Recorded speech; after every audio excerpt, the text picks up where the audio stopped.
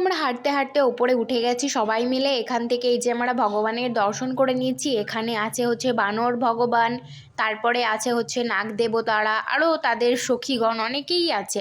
তো এই যে টম দাঁড়িয়ে দাঁড়িয়ে দেখছিল, আর আমরা হচ্ছে গিয়ে ওখানে কিছু প্রসাদ নিয়ে এসেছিলাম, সেগুলো আমরা মানে আগুনের মধ্যে দিয়ে দিলাম। নারকেলটা যে যা ছিল, মতলব যা যা এনেছিলাম সবগুলো ফাটিয়ে আগুনের মধ্যে দিয়ে দিয়েছি, না হলে নারকেলগুলো ফেটে অনেকের বিপদ হতে পারে।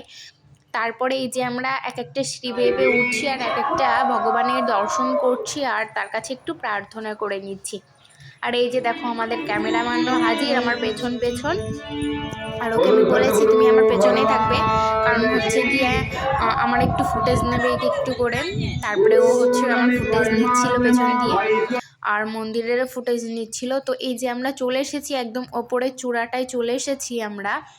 ওপর থেকে নিচেটা যে লাগছিল না দেখতে, মারাত্মক পরিমাণে সুন্দর।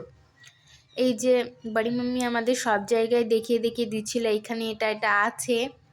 তারপরে টম এই যে হাঁপিয়ে গেছে, তাই দাঁড়িয়ে পড়েছে, ও সিঁড়ি দিয়ে উঠতে উঠতে কষ্ট হয়ে গেছে। আর এই যে তোমাদের বলছিলাম না এখান দিয়ে সব মাটির ঘর, দেখো একদম ওপর থেকে নিচেটা কি দারুণ লাগছে। আমার তো মনে হচ্ছিল এখানেই আমি থেকে যে। একটা দিদি বলছে যে তোমার কি এখানে খুব পছন্দ হয়েছে? আমি বলেছি হ্যাঁ। বলছে তাহলে তুমি এখানে থাকতে পারবে, তাহলে তোমাকে রেখেছি। আমি বললাম যে হ্যাঁ, আমাকে তাহলে রেখেই যাও। তো আমি দিদিকে বললাম আমি একটু হাঁটবো, আমাকে একটু ভিডিও বানিয়ে দেবে। তো আমাদের না হয়ে গেছে ভগবানের দর্শন করা, এখন আমরা নিচে নামছি, কারণ রোদ্রের ভেতর সব জায়গার ফুটেজ তো নেওয়া যায় না। আর এত পরিমাণে গরম পড়েছিল, আর পাহাড়ের ওপর তোমরা তো বুঝতেই পারছো। তো তারপরে আমরা একটা ঠেলার এখানে দাঁড়ালাম। টম সবাইকে জুস খাওয়াচ্ছে গরমের ভেতর, না হলে সবাই অসুস্থ হয়ে